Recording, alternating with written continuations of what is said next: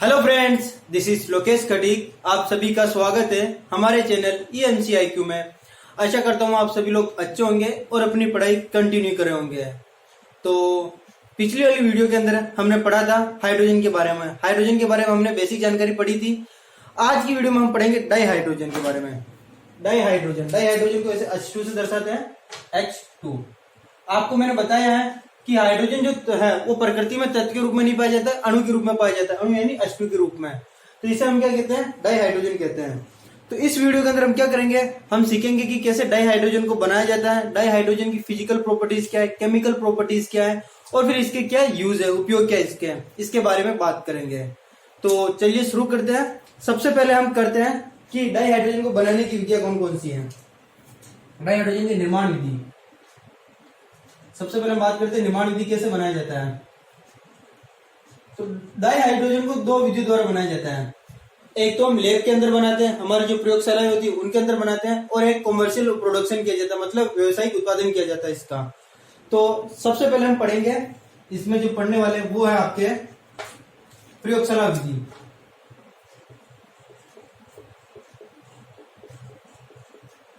प्रयोगशाला विधि यानी lab method.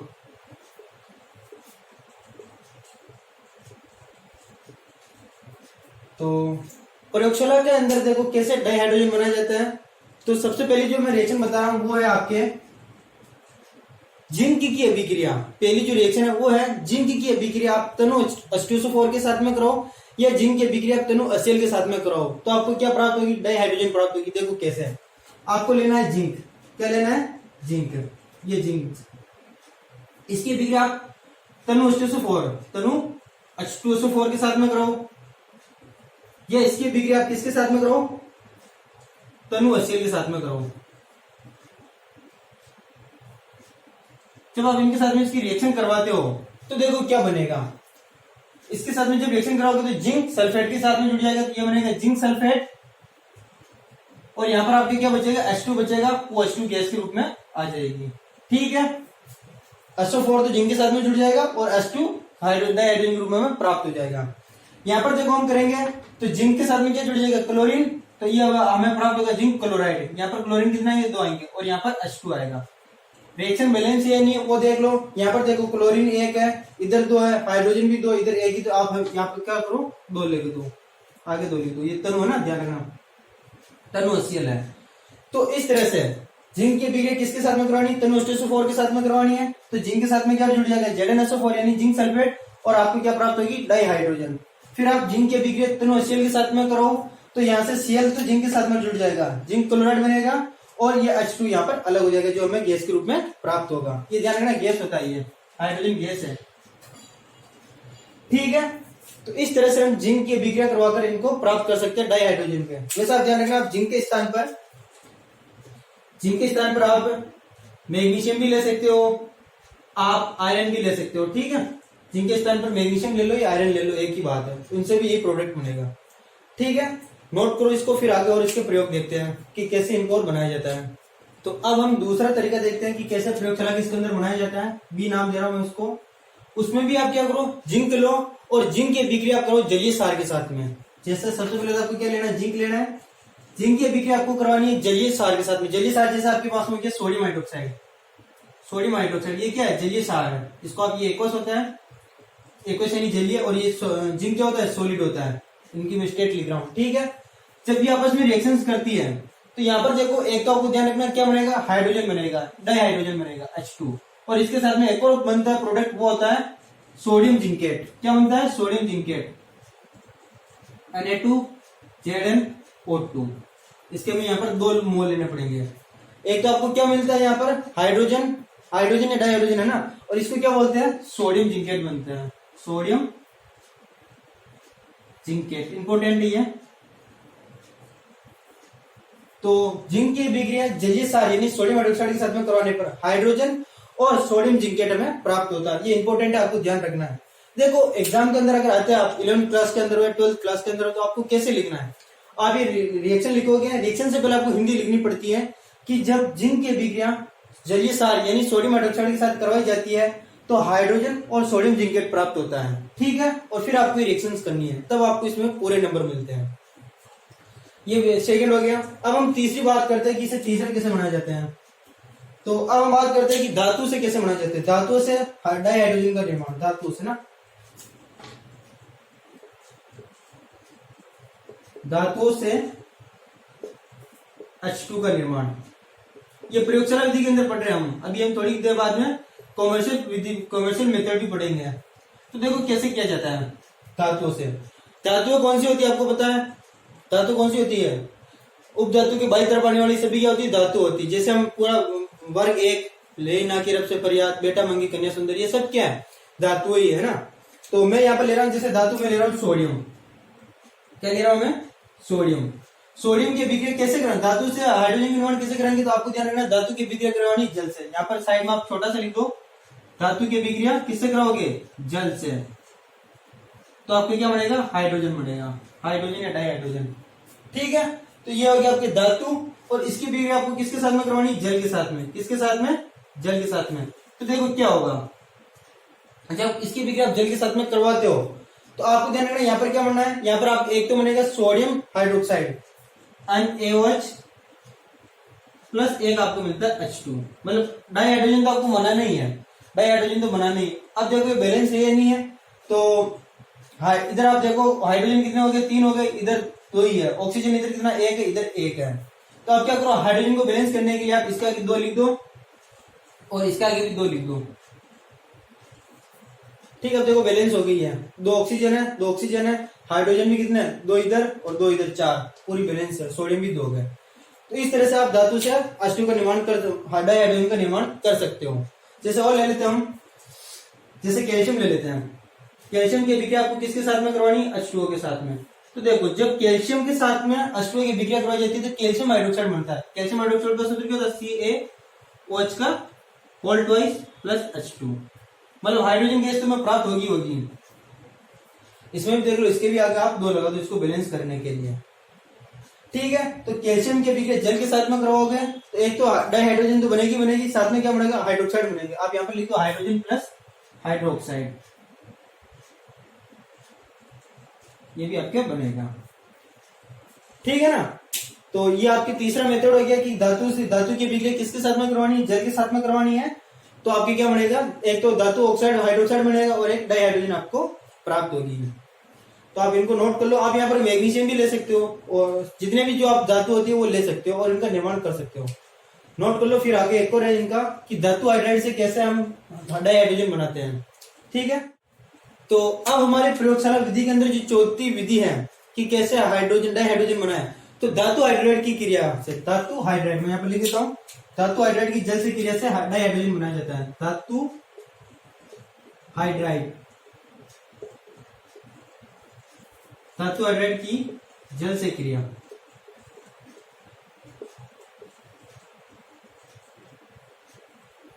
तो जल से क्रिया धातु हाइड्राइड क्या होता है? जिसमें धातु भी हो और हाइड्रोजन जुड़ा होता है।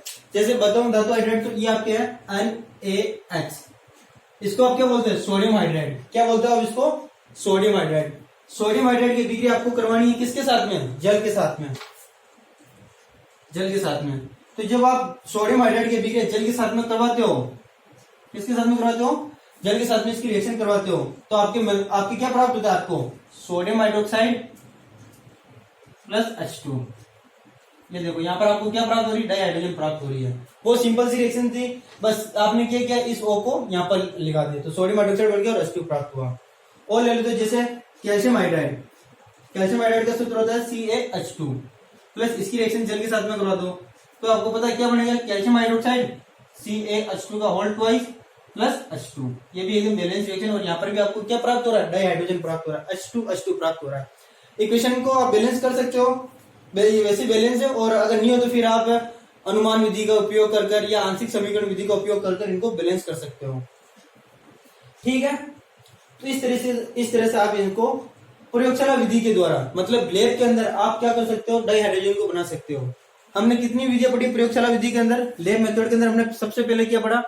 हमने पढ़ा जिंक की अभिक्रिया तनु H2SO4 के साथ में या तनु HCl के साथ में करवाओ, तो हमें क्या प्राप्त होगा? हमें प्राप्त होगा डाई हाइड्रोजन प्राप्त होगा। फिर सेकंड हमने पढ़ी कि जिंक की अभिक्रिया हम जलीय सार जैसे सोडियम हाइड्रोक्साइड ले लें तो हमें क्या प्राप्त होगा, हमें तभी डाई हाइड्रोजन प्राप्त हो रही है। तीसरे नंबर पर हमने पढ़ा कि हमने धातु ले ली जैसे सोडियम ले लिया, मैग्नीशियम या आपके कैल्शियम ले लिया, इनकी अभिक्रिया जल के साथ में करवाओ तो भी क्या प्राप्त हो रहा है, हमें H2 प्राप्त हो रहा है और हाइड्रोक्साइड प्राप्त हो रहे थे। और लास्ट हमने पढ़ी धातु हाइड्राइड से, तो धातु हाइड्राइड जैसे आपने सोडियम हाइड्रोक्साइड ले लिया, सोडियम हाइड्राइड ले लिया, तो इसकी अभिक्रिया किसके साथ में करवानी, जल के साथ में करवानी, तो सोडियम हाइड्रोक्साइड प्लस H2 यानी डाई हाइड्रोजन आपको प्राप्त होगी। ठीक है, नोट कर लो आप इसको।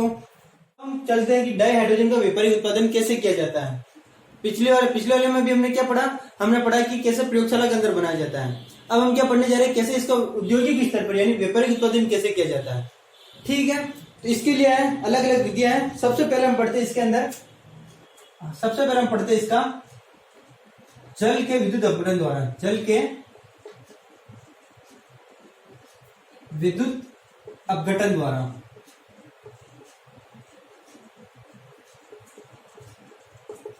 मतलब आपको क्या करना है, जल का विद्युत अपघटन करना है। जल चाहे अम्लीय लो या क्षारीय लो, उसका विद्युत अपघटन करो तो आपको क्या प्राप्त होगा, डाई हाइड्रोजन प्राप्त होगा। देखो कैसे है। सबसे पहले तो जब आप जल का विद्युत अपघटन करो तो आपको क्या करना है, जो विद्युत अपघटन सेल होता है उसके अंदर आपको ध्यान रखना है कि इलेक्ट्रोड जो लेने हैं आपको, इलेक्ट्रोड वो किसके लेने हैं, पीटी यानी प्लेटिनियम के। आपको प्लेटिनियम के इलेक्ट्रोड लेना है ना। सेल मान लो ऐसा होगा, ये सेल होता है, एक एनोड होता है इसके अंदर, एक क्या होता है, कैथोड होता है। ध्यान रखना विद्युत अपघटनी सेल के अंदर एनोड क्या होता है, प्लस होता है, एनोड क्या होता है, प्लस होता है, और कैथोड क्या होता है, माइनस होता है। विद्युत अपघटनी सेल के अंदर एनोड प्लस होता है, कैथोड माइनस होता है, ये आपको ध्यान रखना है। ठीक है, और ये हम इलेक्ट्रोड लेंगे, किसके लेंगे, प्लेटिनियम के इलेक्ट्रोड लेंगे। अब देखो कैसे करते हैं इसका, जल का विद्युत अपघटन करना है। ये आपके पास में जल H2O, ठीक है, H2O क्या होता है, लिक्विड होता है, ये लिक्विड लिख दिया मैंने। इसका विद्युत अपघटन करो, क्या करो, विद्युत अपघटन, शॉर्ट में लिख रहा हूं मैं ना। जब इसका विद्युत अपघटन किया जाता है तो आपको क्या प्राप्त होता है, एक तो आपको प्राप्त होता है H2, एक आपको प्राप्त होता है O2। हाइड्रोजन भी प्राप्त होता है, डाई हाइड्रोजन भी प्राप्त होती है और ऑक्सीजन भी प्राप्त होती है। ये बैलेंस नहीं है तो यहाँ पर इसको बैलेंस कर लो। ठीक है, और ये दोनों क्या होती है, गैस होती है, हाइड्रोजन और O2 दोनों ही क्या, गैस है। तो H2O का विद्युत अपघटन करने पर आपको क्या प्राप्त होगा, 2H2 प्लस O2। जल का विद्युत अपघटन करने पर आपको हाइड्रोजन और ऑक्सीजन दोनों प्राप्त होगी। ठीक है, देखो अभी कैसे होती है उसकी बात करें तो इसका अपघटन करके आपको मैं बताता हूं। ये H2O है ना, जब H2O को तोड़ा जाता है, विद्युत अपघटन किया जाता है तो ये टूटता है 2H प्लस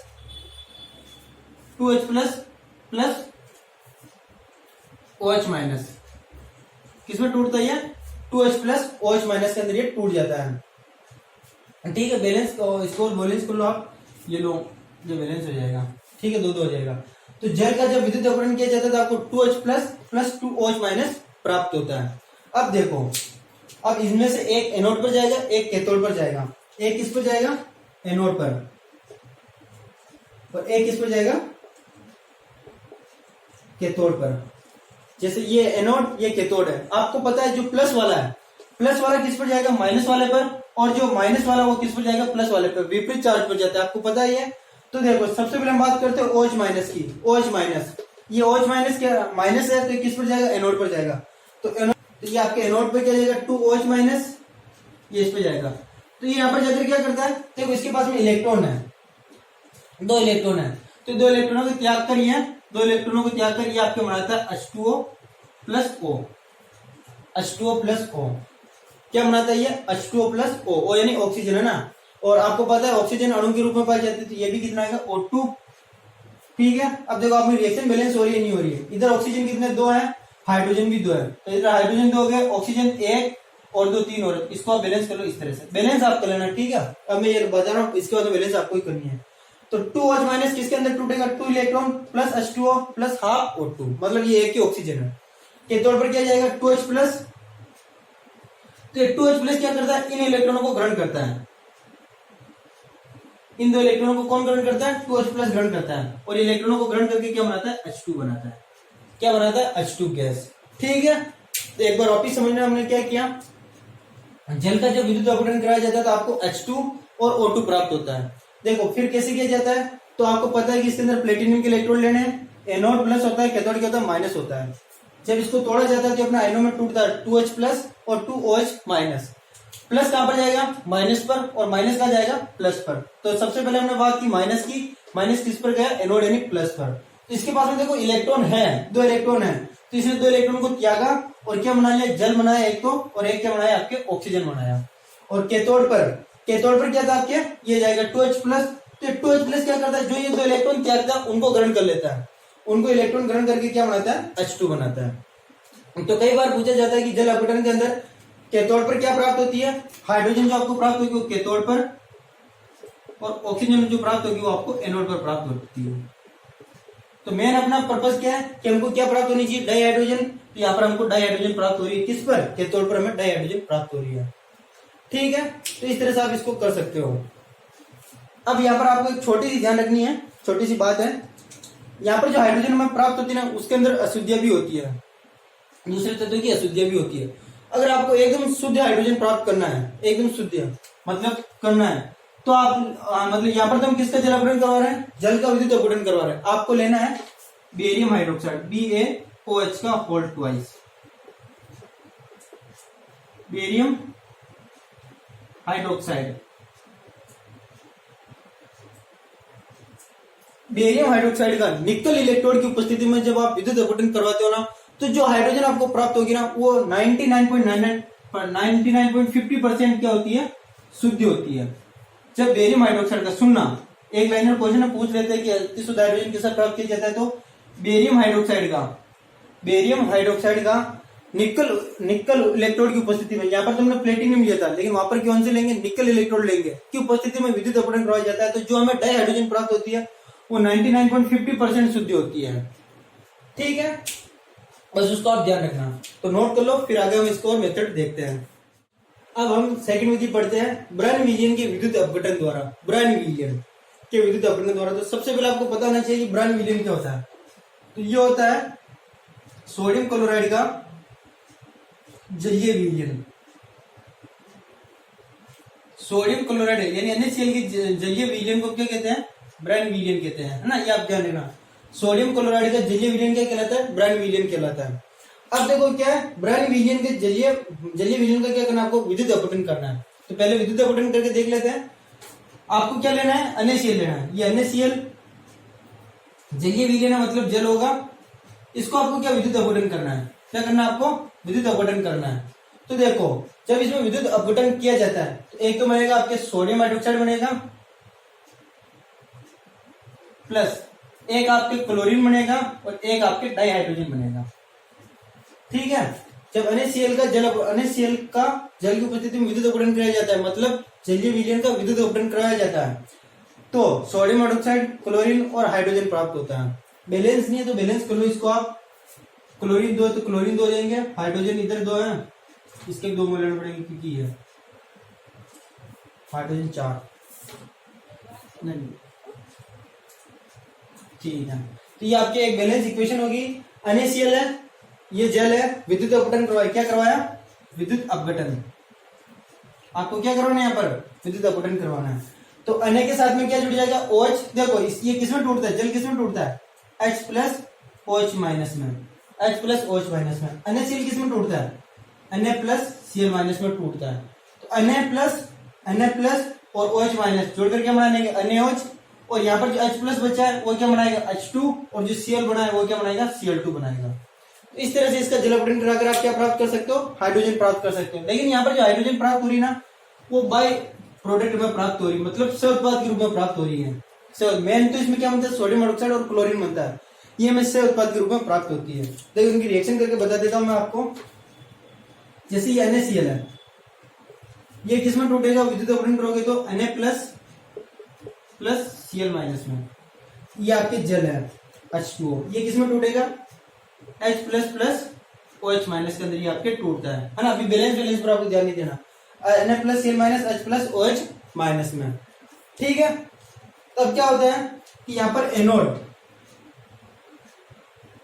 एनोड आपको पता है प्लस होता है, और कैथोड क्या होता है आपके माइनस होता है। तो NaCl के विलयन से यहाँ पर NaCl के विलयन से आपको Na प्लस और Cl प्राप्त हुआ, Cl माइनस, तो Cl माइनस किस पर जाता है, एनोड पर जाता है, क्योंकि इसके ऊपर माइनस चार्ज है। तो ये Cl माइनस कहां पर जाएगा, आपके एनोड पर। ये अपने इलेक्ट्रॉन क्या देगा और क्या बनाएगा, Cl2। बैलेंस कर लो, ये 2 इलेक्ट्रॉन। ठीक है, क्या करेगा, क्लोरीन अपने 2 इलेक्ट्रॉन त्याग करके बनाएगा, Cl2 बनाएगा। फिर हाइड्रोजन की बात करते हैं, H प्लस क्या करेगा, इन 2 इलेक्ट्रॉनों को ग्रहण करेगा, इसके भी 2 मोल ले लो, तो ये क्या बनाएगा, H2 बनाएगा। क्या बनाएगा, H2 बनाएगा। क्लोरीन क्या करेगा, इलेक्ट्रॉनों का डोनेट करेगा, तो ये 2 इलेक्ट्रॉन को डोनेट कर देगा और Cl2 बना लेगा। ये हाइड्रोजन क्या करेगा, उन 2 इलेक्ट्रॉनों को ग्रहण करेगा और H2 बना लेगा। ठीक है, लेकिन अभी भी देखो इसके अंदर कुछ बच रहा है। हमने इसको तो ले लिया, इसको ले लिया, इसको ले लिया, लेकिन ये दोनों और बचे हैं, Na plus OH minus, Na plus और प्लस OH माइनस बच रहे हैं। ये दोनों रिएक्शन करके क्या बना लेंगे, NaOH बना लेंगे। ये दोनों रिएक्शन करके क्या बना लेंगे, NaOH बना लेंगे। तो देखो हमें क्या क्या प्राप्त मिल रहा है, हमें क्लोरीन मिल रहा है, हमें हाइड्रोजन मिल रहा है और हमें क्या मिल रहा है, सोडियम हाइड्रोक्साइड मिल रहा है। तो ध्यान रखना कि ये जो यहाँ पर आपको हाइड्रोजन प्राप्त होता है, डाइहाइड्रोजन या हाइड्रोजन, वो आपको प्राप्त होता है तो वो क्या होता है, बाय प्रोडक्ट होता है, यानी सह उत्पाद के रूप में प्राप्त होता है। सह उत्पाद के रूप में आपको प्राप्त होता है। तो इस तरह से आप ब्रांड विलियन के विद्युत अपघटन द्वारा क्या कर सकते हो, डाइहाइड्रोजन प्राप्त कर सकते हो। अब हमारा जो नेक्स्ट है वो बहुत ज्यादा इंपॉर्टेंट है तरीका, आप इसको नोट कर लो। ठीक है, भाप अंगार गैस।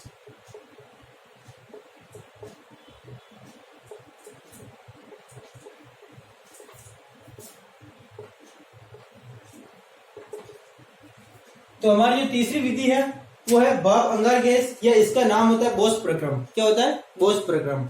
देखो ये बहुत ज्यादा इंपॉर्टेंट भी है। इसका सबसे पहले भाप अंगार गैस का मैं यहाँ पर साइड में आपको सूत्र लिख देता हूँ। भाप अंगार गैस का सूत्र होता है CO plus H2। CO plus H2 को भाप अंगार गैस कहते हैं। कैसे प्राप्त करते हैं इसको, देखो आपको लेना है कोक, लेना है क्या, लेना है कोक यानी कार्बन। आपको क्या लेना है, कोक यानी कार्बन लेना है। यहाँ पर सी लिख देता हूँ, ये सी, ये आपकी क्या कोक है। ठीक है, इस पर आपको भाप प्रभावित करवानी, क्या करवानी, भाप। भाप यानी जली है, लेकिन किस फॉर्म में, गैस फॉर्म में। ये क्या है, भाप है ना, यहाँ पर लिख देता हूं भाप। तो जब कार्बन पर, कोक पर भाप प्रभावित करवाई जाती है तो क्या मिलता है आपको, CO प्लस H2, CO और H2। तो ये CO कार्बन मोनोऑक्साइड और H2, इसे हम क्या कहते हैं, इसे हम कहते हैं भाप अंगार गैस। क्या कहा जाता है इसे, भाप अंगार गैस कहा जाता है इसे। ठीक है, तो देखो क्या क्या है यहाँ पर, आपको क्या लेना है, कोक लेना है, कोक यानी कार्बन लेना है, ये ठोस होता है। ठीक है, सॉलिड। इस पर आपको जल वाष्प प्रभावित करवानी, जल वाष्प एक तरह से H2 ही होती है, आपको पता है, इसलिए मैंने यहाँ पर गैस लिखा है। जब इसकी रिएक्शन आप इसके साथ में होती है, ये ध्यान में उच्च ताप पर होती है, 1273 केल्विन ताप पर, 1273 केल्विन ताप पर होती है। ठीक है, ये 1270 केल्विन ताप पर, ये होती है आपके 1270 केल्विन ताप पर। जब इसकी रिएक्शन होती है तो आपको क्या मिलता है, CO प्लस H2, और इस CO प्लस H2 को क्या कहा जाता है, भाप अंगार गैस कहा जाता है। अब पहले तो आप ये CO और H2 इसके नाम ध्यान रख लो, CO प्लस H2, इसके अलग अलग नाम है जो मैं आपको बता देता हूं। सबसे पहले आपके भाप अंगार गैस इसी कहते हैं, नोट करना आप ये भाप अंगार गैस। इसका एक और नाम है वाटर गैस, इसका नाम है संश्लेषण गैस, संश्लेषण या सिंक गैस, और इसका एक और नाम है कोल गैसीकरण। कोल गैसीकरण तो प्रक्रम होता है, कोल गैसीकरण तो क्या होता है, प्रक्रम होता है। देखो ये नाम तो आपको ध्यान रखना है, वाटर गैस और सिंक गैस, वाटर गैस भाप और भाप अंगार गैस इसका नाम है। इसे संश्लेषण या सिंक गैस क्यों कहते हैं, इसलिए कहते हैं क्योंकि ये CO प्लस H2 है ना, इसका उपयोग हाइड्रोकार्बन बनाने में किया जाता है, हाइड्रोकार्बन के निर्माण में किया जाता है, इसलिए इसे हम संश्लेषण या सिंक गैस कहते हैं। ठीक है, अब हम इसका उपयोग कर डाइहाइड्रोजन के प्रक्रम को बढ़ा भी सकते हैं कि डाइहाइड्रोजन को कैसे बढ़ाया जा सकता है। वैसे में देखो यहाँ पर कोक की जल से वाष्प अभिक्रिया करवाई तो हमें डाइहाइड्रोजन प्राप्त हो चुका है, हम इसके उत्पादन को और बढ़ा भी सकते हैं। कैसे, देखो भाप अंगार गैस में से आपको लेना है CO यानी कार्बन मोनोऑक्साइड। क्या लेना है, कार्बन मोनोऑक्साइड। कार्बन मोनोऑक्साइड की अभिक्रिया आपको करवानी है जल के साथ में, या ये भाप बोलते इसको भी, जल वाष्प या भाप बोल दो आप, है ना, गैस के फॉर्म होती है। जब आप इसके साथ में इसकी रिएक्शन करवाते हो, कार्बन मोनोऑक्साइड की भाप के साथ में रिएक्शन करवाते हो, तो आपको यहाँ पर एक उत्प्रेरक लेना पड़ता है, आयरन क्रोमेट FeCrO4, ये आपको एक उत्प्रेरक लेना पड़ता है, ठीक है। जब आप इसके साथ में रिएक्शन करवाते हो तो यहाँ पर क्या बनेगा, CO2 प्लस H2। H2 क्या है आपके डाइहाइड्रोजन यानी गैस के रूप में प्राप्त होता है, ये क्या H2 गैस है। तो कार्बन मोनोऑक्साइड की अभिक्रिया, इसकी अभिक्रिया जब भाप के साथ में करो आयरन क्रोमेट FeCrO4 की उपस्थिति में, तो क्या बनता है CO प्लस H2, और यहाँ पर देखो डाइहाइड्रोजन आपको प्राप्त हो रही है। तो इस तरह से हम क्या कर सकते हैं, डाइहाइड्रोजन और प्राप्त कर सकते हैं। तो ये हो गया आपके तीसरा मेथड। अब हम और आगे प्रक्रिया करते हैं। यहाँ पर जो हमने लास्ट में रिएक्शन की है CO प्लस H2O से हमें CO2 प्लस H2 प्राप्त हुआ है ना, ठीक है, प्राप्त हुआ। तो यहाँ पर आपको ध्यान रखना है कि इस रिएक्शन को हम भाप अंगार श्रुति अभिक्रिया कहते हैं, भाप अंगार गैस श्रुति अभिक्रिया कहते हैं ना। नाम याद रखना, कभी कभार ऐसे रिएक्शन नाम दे देगा कि भाप अंगार गैस श्रुति अभिक्रिया लिखो, तो ये रिएक्शन आपको लिखनी है। और यहाँ पर अगर आप टेम्परेचर लिखना चाहो तो 633 केल्विन ताप होता है, ठीक है। तो ये तो हो गया आपके भाप अंगार गैस का। भाप अंगार गैस से आपको क्या प्राप्त हो जाएगी, डाइहाइड्रोजन प्राप्त हो जाएगी। अब हम एक और प्रक्रम में वो करते हैं। देखो अगली कौन सी आपके, लेन प्रक्रम।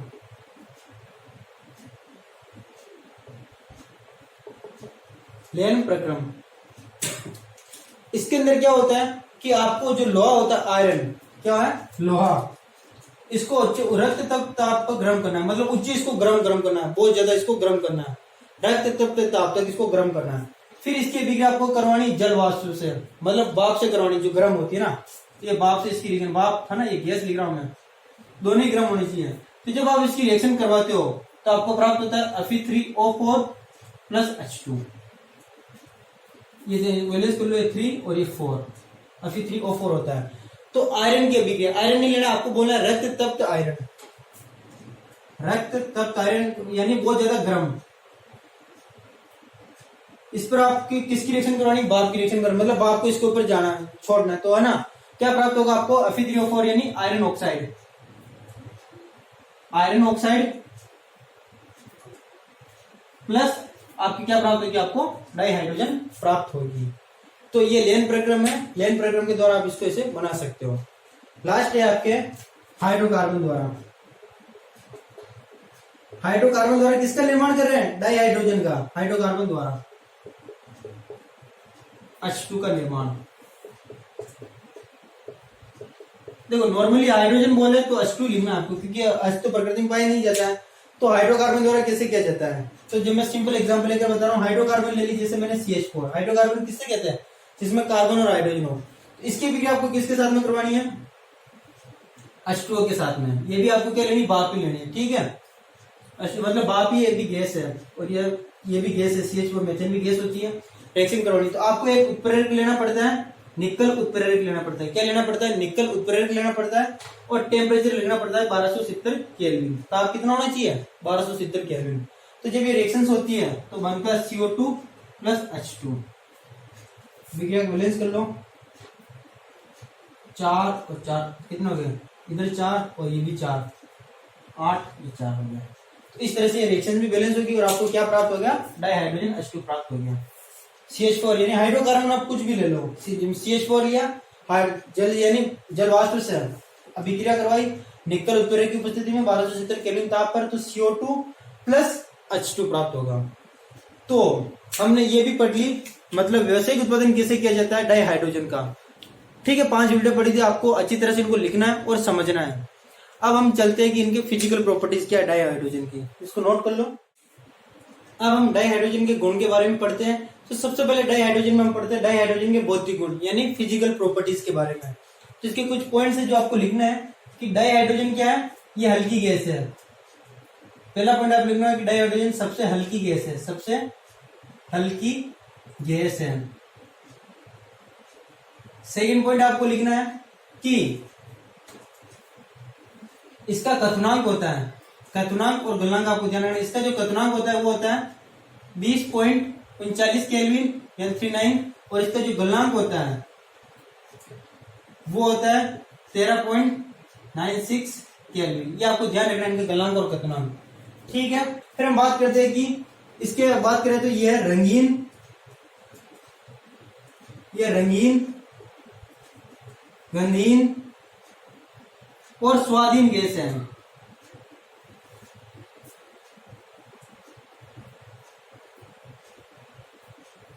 मतलब न तो ये कलरलेस है, टेस्टलेस है, और इसका मतलब न तो इसमें रंग होता है, ना गंध होता है, नहीं टेस्ट होता है। ठीक है, और ये जो है जल में अवेलेबल होती है, लगभग अवेलेबल होती है, जल में लगभग अवेलेबल होती है, मतलब जल में घुलती नहीं है, बहुत मुश्किल से घुलती है। तो ये इसके जो पॉइंट है वो आपको भौतिक गुण में ध्यान रखना है कि सबसे हल्की गैस है, क्वथनांक 20.39, गलनांक 13.96 केल्विन, रंगीन, गंधहीन और स्वादहीन होती है, और जल में लगभग ये क्या होती है, अवेलेबल होती है। ठीक है, ये पॉइंट आपको ध्यान रखने हैं। अब हम डाइहाइड्रोजन के रासायनिक गुण के बारे में बात करते हैं। तो डाइहाइड्रोजन के रासायनिक गुण में सबसे पहले बात करते हैं कि जो डाइहाइड्रोजन H2O वो अधातुओं से क्रिया कैसे करती है, अधातुओं से क्रिया करके कौन से उत्पाद बनाती है। तो अधातु आपको पता है अधातु कौन सा होते हैं, उनके बारे में लिखेंगे। सबसे पहले बात करें ऑक्सीजन से, ऑक्सीजन से अभिक्रिया कर। तो देखो ये आपके पास में हाइड्रोजन, ये आपके पास में ऑक्सीजन, तो आपको पता है ये आपस में रिएक्शन करके क्या बनाएगी, ऑक्सीजन, ऑक्सीजन और हाइड्रोजन आपस में रिएक्शन करके क्या बनाती है, जल बनाती है। क्या बनाती है, जल बनाती है। बैलेंस कर लेना इसको, ये भी गैस, ये भी गैस, और ये आपके क्या हो गया, लिक्विड है। तो ध्यान रखना ऑक्सीजन से अभिक्रिया करके क्या बनाती है, जल बनाती है। ठीक है, फिर सेकंड हम बात करते हैं सल्फर से। सल्फर, सल्फर से क्रिया कर क्या बनाती है, तो ये सल्फर से क्रिया कर हाइड्रोजन सल्फाइड बनाती है। देखो कैसे है, H2 ये सल्फर से क्रिया करता है, तो ये ध्यान रखना हाइड्रोजन H2S बनाती है। क्या बनाती है, H2S। H2S को हम क्या बोलते हैं, हाइड्रोजन सल्फाइड।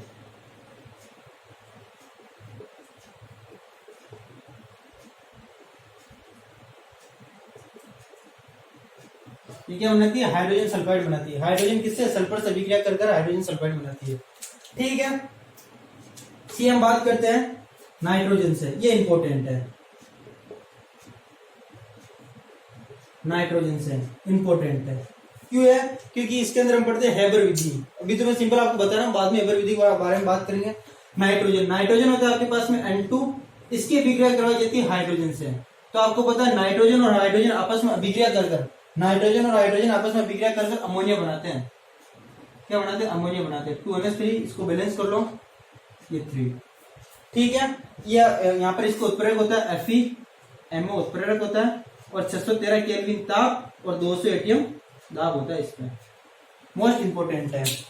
नाइट्रोजन से आपको ध्यान रखना है कि हाइड्रोजन, डाइहाइड्रोजन नाइट्रोजन से क्रिया कर डाइहाइड्रोजन नाइट्रोजन से क्रिया कर अमोनिया बनाती है, और इस विधि को हम हेबर विधि कहते हैं। हेबर विधि नाम तो आपने सुना ही होगा, हेबर विधि अमोनिया बनाने की हेबर विधि है ना। नाइट्रोजन की अभिक्रिया हाइड्रोजन से करवाने पर अमोनिया बनता है। यहाँ पर Fe और MO क्या उत्प्रेरक है, 613 केल्विन ताप रखना और 200 एटीएम ताप रखना। Fe उत्प्रेरक है और MO क्या है, वर्धक है। बाद में और डिटेल में बात करेंगे इसके बारे में, बस अभी ये ध्यान रखना। और 4 है आपके, हम किससे रिएक्शन करवा रहे हैं, अधातुओं से रिएक्शन करवा रहे हैं, और ये सभी अधातु ही है। अधातु और क्या, हेलोजन। क्या आपके हेलोजन, हेलोजन यानी फ्लोरीन, क्लोरीन, ब्रोमीन, आयोडीन। तो मैं सारा नहीं लिख रहा हूँ, शॉर्ट में लिख रहा हूँ कि हाइड्रोजन, हाइड्रोजन हेलोजन से अभिक्रिया कर, हेलोजन को एक से दर्शाता है ना, से अभिक्रिया कर HX क्या बनाती है, HX यानी हाइड्रोजन हैलाइड बनाती है। इसके हम क्या बोलते हैं, हाइड्रोजन हैलाइड। डाइहाइड्रोजन हेलोजन से अभिक्रिया कर, डाइहाइड्रोजन हेलोजन से अभिक्रिया कर HX यानी हाइड्रोजन हैलाइड बनाती है। जैसे देखो यहां पर लिख देता हूं, ये H2 F से अभिक्रिया करता है, F यानी फ्लोरीन से अभिक्रिया करके बनाता है 2HF हाइड्रोजन फ्लोराइड। क्लोरीन से अभिक्रिया करके ये बनाता है HCl, क्या बनाता है, HCl बनाता है। और आपका आयोडीन और ले लो, जैसे H2I2 से अभिक्रिया करके क्या बनाता है 2HI हाइड्रोजन आयोडाइड बनाता है। Hydrogen iodide, hydrogen chloride, hydrogen fluoride. देखो इनमें आपको थोड़ा सा ध्यान क्या रखना है इन रिएक्शंस के अंदर, ये थोड़ी सी ध्यान रखने वाली बात है कि जो हाइड्रोजन और फ्लोरीन आपस में रिएक्शन करते हैं ना, तो इन्हें किसी न तो प्रकाश की जरूरत होती है, ना किसी उत्प्रेरक की जरूरत होती है। ये रिएक्शंस आसानी से हो जाती है, ये वाली। हाइड्रोजन फ्लोराइड आसानी से बन जाता है। लेकिन हाइड्रोजन क्लोरीन से जब अभिक्रिया करता है तो प्रकाश की आवश्यकता होती है, इसलिए यहाँ पर ध्यान रखना कि जब हाइड्रोजन की क्लोरीन से अभिक्रिया करवाती है तो हम Hv लिखते हैं। Hv का मतलब होता है प्रकाश, प्रकाश की उपस्थिति, इसके लिए प्रकाश की उपस्थिति आवश्यक होती है। और जब हाइड्रोजन की अभिक्रिया आयोडीन से करवाई जाती है तो यहाँ पर प्रकाश की उपस्थिति भी चाहिए और निकल भी चाहते हैं। यहाँ पर क्या चाहिए, उत्प्रेरक भी चाहिए। उत्प्रेरक में आप निकल ले लो, कुछ भी ले लो, तो हाइड्रोजन की अभिक्रिया आयोडीन के साथ में करवाने के लिए आपको प्रकाश की उपस्थिति भी चाहिए और उत्प्रेरक भी चाहिए, तभी जाकर ये रिएक्शन होती है। तो ये होगी ये डाइहाइड्रोजन की अधातुओं से अभिक्रिया। ऑक्सीजन से करवा ली, सल्फर से करवा ली, नाइट्रोजन से करवा ली, हेलोजन से करवा ली। आपको रिएक्शन ध्यान रखनी है, H2Cl2 के साथ में अभिक्रिया करके बनाएगा HCl बनाएगा। ठीक है, नोट कर लो, फिर इसके आगे और गुणों को हम पढ़ते हैं। तो चलिए अब हम बात करते हैं डाइहाइड्रोजन की धातु से अभिक्रिया कैसे करवाई जाती है। तो धातु से अभिक्रिया करवाकर जब डाइहाइड्रोजन की अभिक्रिया धातु से अभिक्रिया करवाई जाती है तो आपको ध्यान रखना धातु हाइड्राइड बनते हैं। हमने अभी इसकी निर्माण की विधि के अंदर भी पढ़ा था, निर्माण की विधि में पढ़ा था कि धातु हाइड्राइड की अभिक्रिया जल से करवाओ तो H2 प्राप्त होती है, यानी डाइहाइड्रोजन प्राप्त होती है। अब हम पढ़ रहे हैं कि धातु से अभिक्रिया डाइहाइड्रोजन की करवाई जाती है तो धातु हाइड्राइड प्राप्त होता है। क्या प्राप्त होता है, धातु हाइड्राइड। जैसे देखो समझना इसको, ये है आपके सोडियम धातु है, इसके अभिक्रिया किसके साथ में करवानी, डाइहाइड्रोजन H2 के साथ में। तो जब इसकी रिएक्शन करवाई जाती है, जब इसकी रिएक्शन करवाई जाती है तो ये बनता है आपके सोडियम हाइड्राइड NaH। तो ये 2 मोल, ये भी 2 मोल ही बनेंगे। ठीक है, इसको हम बोलते हैं सोडियम हाइड्राइड, सोडियम हाइड्राइड। ठीक है, इसे क्या बोलते हैं, सोडियम हाइड्राइड। ठीक है, अब इसके अंदर आपको थोड़ी सी एक चीज ध्यान रखनी, वो है ऑक्सीडेशन अंक। ऑक्सीडेशन अंक के लिए आप रेडॉक्स वाला चैप्टर पढ़ना। यहाँ पर हाइड्रोजन का जो ऑक्सीडेशन अंक वो 0 है और सोडियम का वो भी 0 ही है। इधर अगर मैं बात करूं, अगर मुझे हाइड्रोजन का ऑक्सीडेशन अंक निकालना है तो मैं इसको मानूंगा, इसका होता है 1। ठीक है, इसका होता है 1 प्लस x इजिकल टू 0। तो x इजिकल टू यहाँ पर हो जाएगा -1। मतलब यहाँ पर जो हाइड्रोजन का ऑक्सीडेशन अंक वो कितना है, -1 है, और सोडियम का कितना है, +1 होता है। हाइड्रोजन का ऑक्सीडेशन अंक यहाँ पर -1 है और यहाँ पर सोडियम का कितना है, +1 है। तो अब यहाँ पर आपको नोट करने वाली बात ये है कि यहाँ पर तो हाइड्रोजन का ऑक्सीडेशन अंक कितना था, 0 था, और यहाँ पर कितना हो गया, -1 हो गया ऑक्सीकरण अंक। तो देखो 0 बड़ा है या -1 बड़ा है, -1 नहीं, 0 बड़ा है, 0 बड़ा है ना, तो 0 बड़ा है, तो 0 से यहाँ पर क्या हो रहा है, कम हो रहा है ऑक्सीकरण अंक, तो यहाँ पर क्या हो रहा है, अपचयन हो रहा है। क्या हो रहा है, अपचयन। क्या हो रहा है, अपचयन, और यहाँ पर क्या हो रहा है, ऑक्सीकरण हो रहा है। देखो ये रेडॉक्स वाला आपने चैप्टर को पढ़ा होगा, इन रिएक्शन को रेडॉक्स रिएक्शन कहा जाता है, जिसमें एक पदार्थ का ऑक्सीकरण और दूसरे पदार्थ का अपचयन होता है। तो यहाँ पर जो हाइड्रोजन है, हाइड्रोजन का क्या हो रहा है, अपचयन हो रहा है, और जिसका अपचयन होता है वो ऑक्सीकारक की बात व्यवहार करता है। किसकी बात व्यवहार करता है, ऑक्सीकारक। ध्यान रखना, जिसका अपचयन होता है वो ऑक्सीकारक की व्यवहार करता है। तो जब हाइड्रोजन की डाइहाइड्रोजन की धातु से अभिक्रिया करवाई जाती है तो एक ऑक्सीकारक की बात व्यवहार करता है। एक और एग्जाम्पल ले लेते हैं, जैसे ये कैल्शियम है, कैल्शियम की अभिक्रिया हाइड्रोजन से करवाते हैं। तो कैल्शियम की अभिक्रिया जब आप हाइड्रोजन से करवाओगे तो ये बनता है कैल्शियम हाइड्राइड। क्या बनता है, कैल्शियम हाइड्राइड, कैल्शियम हाइड्राइड बनता है। अगर यहाँ पे भी आप ऑक्सीडेशन देखोगे तो इसका हाइड्रोजन की बात करें 0 है, और यहाँ पर कितनी हो जाएगी, कैल्शियम की 2 प्लस 2x इजिकल टू 0, यानी -1 ही होगी। कितनी होगी, -1। यहाँ पर भी देखो क्या हुआ, ऑक्सीकरण अंक में कमी हुई, 0 से -1 हो गया, तो इसका क्या हुआ, अपचयन हुआ। क्या हुआ, अपचयन। और जिसका अपचयन होता है वो क्या होता है, एक अच्छा ऑक्सीकारक होता है। भले आपको मुझे पता है ये पॉइंट अपचयन ऑक्सीकारक वाले पॉइंट समझ में नहीं आ रहा, आपको ध्यान भी नहीं रखना है, एडिशनल जानकारी दे रहा था मैं। बाकी आपको ध्यान रखना है कि अभिक्रिया करके क्या बनाते हैं, धातु हाइड्राइड बनाते हैं। यहाँ पर सोडियम हाइड्राइड बना और यहाँ पर कैल्शियम हाइड्राइड बना। अब नेक्स्ट है, अब इसके अंदर नेक्स्ट है हमारे धातु आयन और धातु ऑक्साइड से अभिक्रिया। धातु आयन व धातु ऑक्साइड, मतलब धातुओं का ऑक्साइड और आयन से अभिक्रिया। तो देखो सबसे पहले बात करते हैं धातु आयन से। धातु आयन में लेता हूं, जैसे मैं ले रहा हूं Pd+2। आपको पता है प्लेटिनियम धातु होता है और इसके ऊपर आयन लगा, मतलब ये चार्ज है, +2 चार्ज है, ये धातु आयन हो गया। इसकी अभिक्रिया आप H2 के साथ में करवा दो, इसके साथ में करवा दो, H2 के साथ में, तो यहाँ पर ये बन जाता है, ये जो 2 इलेक्ट्रॉन इसके पास में कम है ना, वो हाइड्रोजन दे देता है इसको, तो हाइड्रोजन को बढ़ा लेगा 2H+, और ये क्या बन जाता है, Pd बन जाता है। क्या बन जाता है, Pd। मतलब इसके पास में क्या थे, 2 इलेक्ट्रॉन की कमी थी, जिसको ये हाइड्रोजन दे देता है और यहाँ पर क्या बन जाता है, पीडी बन जाता है। अब देखो इसके अंदर क्या हुआ, समझना। इसके अंदर ऑक्सीडेशन कितना है, +2 है, इधर कितना है, 0 है। इसमें ऑक्सीकरण कितना है, 0, और इधर कितना है, +1 है। अब देखो, अब उल्टा हो रहा है, अब 0 से 1 हो रहा है, ऑक्सीकरण क्या हो रहा है, बढ़ रहा है, तो इसका क्या हो रहा है, ऑक्सीकरण हो रहा है। क्या हो रहा है, ऑक्सीकरण। इसका यहाँ पर क्या हो रहा है, ऑक्सीकरण हो रहा है। और जिसका ऑक्सीकरण होता है वो एक अच्छा अपचायक होता है। क्या होता है, अपचायक। अभी आप इसको ऐसे समझ लो कि यहाँ पर धातु आयन में, धातु ऑक्साइड में ये H2 किसके रूप में काम करता है, अपचायक के रूप में, जबकि धातु में किसके रूप में कराता है, ये ऑक्सीकारक के रूप में। ये आपकी धातु आयन हो गया। धातु ऑक्साइड की बात करते हैं तो जैसे मैं ले रहा हूँ कॉपर ऑक्साइड, इसके बिक्रिया H2 के साथ में करवा दो। जब इसकी बिक्रिया इसके साथ में करवाओगे तो बनेगा आपके कॉपर प्लस H2O। ठीक है, क्या बनेगा, कॉपर प्लस H2O। अब यहाँ पर आपको मोटे तौर पर बात क्या ध्यान रखनी है कि जब धातु ऑक्साइड व धातु आयन से अभिक्रिया करवाते हैं तो डाई हाइड्रोजन एक अपचायक की बात व्यवहार करता है, H2 अपचायक की बात व्यवहार करता है।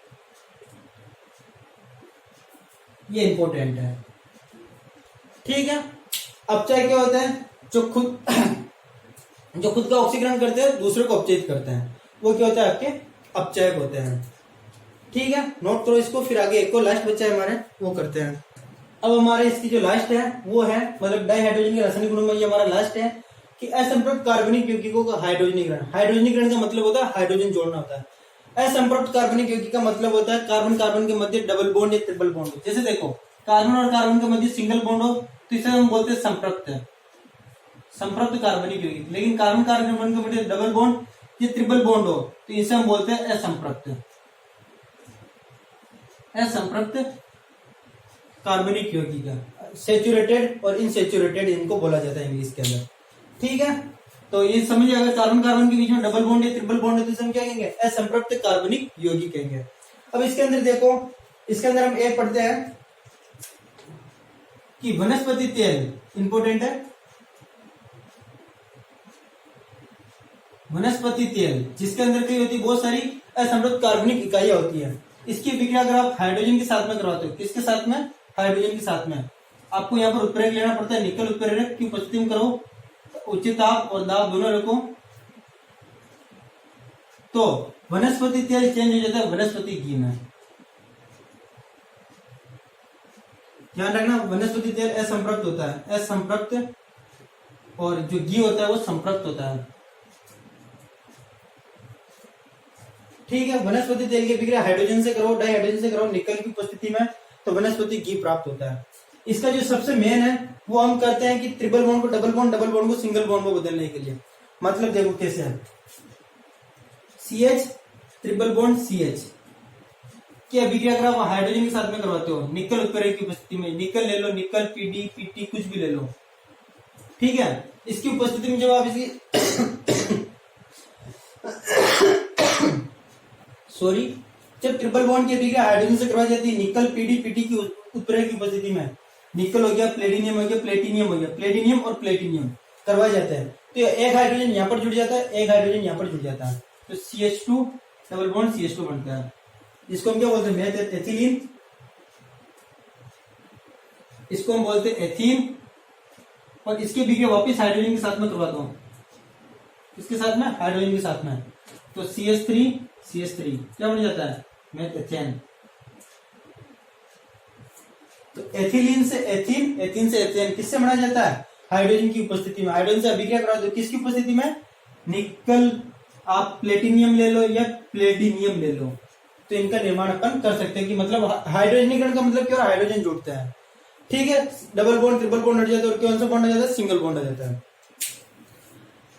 तो अब इसके अंदर एक और लास्ट है, वो भी कर लेते हैं।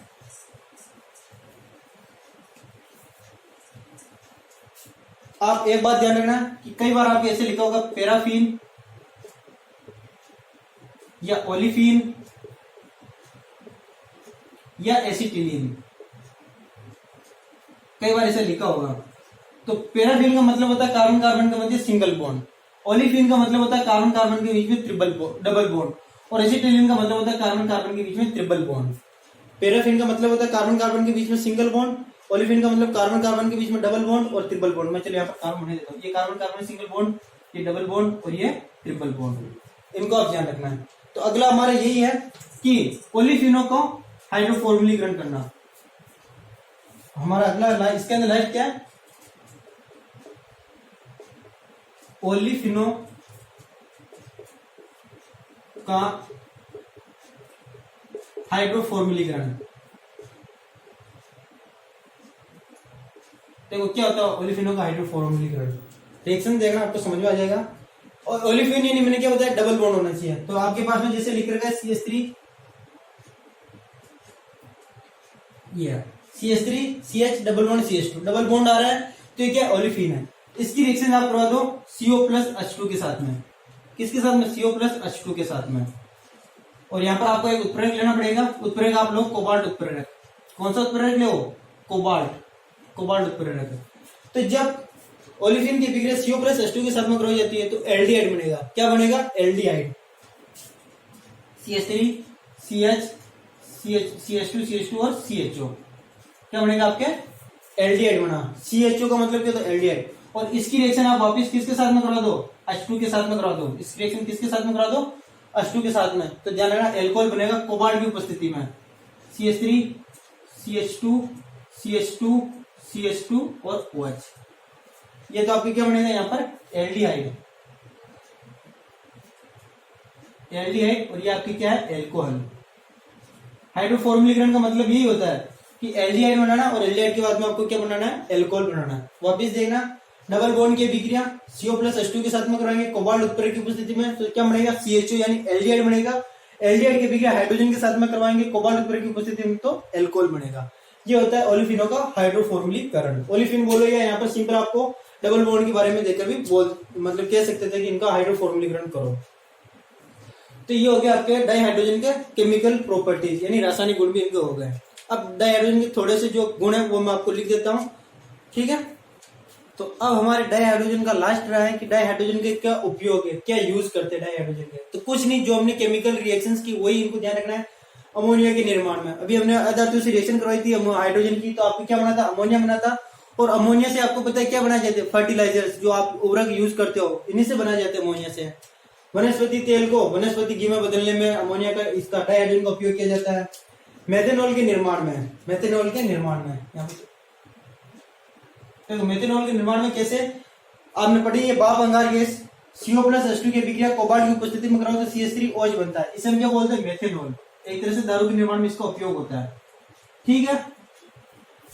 रॉकेट के ईंधन के रूप में, जो आपके जो रॉकेट्स होते हैं जब सैटेलाइट लॉन्च होती है तो डाइहाइड्रोजन को ध्यान रखना ईंधन के रूप में, सेल के रूप में इसको यूज लेते हैं। बहुत अच्छा ही है, मतलब एक ईंधन के रूप में उपयोग में लिया जाने वाला पदार्थ है, इससे काफी ऊर्जा मिलती है। और एक होता है ईंधन सेल के निर्माण में। ईंधन सेल के निर्माण में जैसे आप पढ़ोगे 12th क्लास के अंदर चैप्टर पढ़ोगे, उसके अंदर है आपके बैटरिया पढ़ोगे जिसके अंदर H2O2 सेल, मतलब क्या किया जाता है, इन सेलों से विद्युत का उत्पादन किया जाता है। इसके अलावा भी इसके हाइड्रोजन के तो बहुत सारे उपयोग है, जैसे जो आपके पेट्रोल है उनके संश्लेषण में भी डाइहाइड्रोजन का उपयोग किया जाता है। वेल्डिंग कराते हो, वेल्डिंग कटिंग कराते हो, उसमें भी डाइहाइड्रोजन का उपयोग किया जाता है। तो उपयोग तो वैसे ये आप लिख देना, आते तो नहीं है ज्यादातर तो, लेकिन ध्यान रखना है कि इनका उपयोग होता है। और ये आपको एक ध्यान रखना है कि मेथेनॉल के निर्माण में, इसी निर्माण के कारण ही CO प्लस H2 भाप अंगार गैस को संश्लेषण गैस कहते हैं। ये बात आपको ध्यान रखनी है। तो इस वीडियो के अंदर हमने क्या क्या कर लिया, इसके अंदर हमने डाइहाइड्रोजन के निर्माण दोनों विधियां पढ़ी, प्रयोगशाला विधि पढ़ी और व्यवसायिक विधि भी पढ़ी। फिर हमने उसकी फिजिकल प्रॉपर्टीज और केमिकल प्रॉपर्टीज देखी और अब हमने इसके यूज देख लिया। तो ये वीडियो हम यहाँ पर ही समाप्त करते हैं। वीडियो अच्छी लगी तो लाइक करना। नेक्स्ट वीडियो के अंदर हम पढ़ेंगे हाइड्राइड, ठीक है। तब तक के लिए थैंक यू।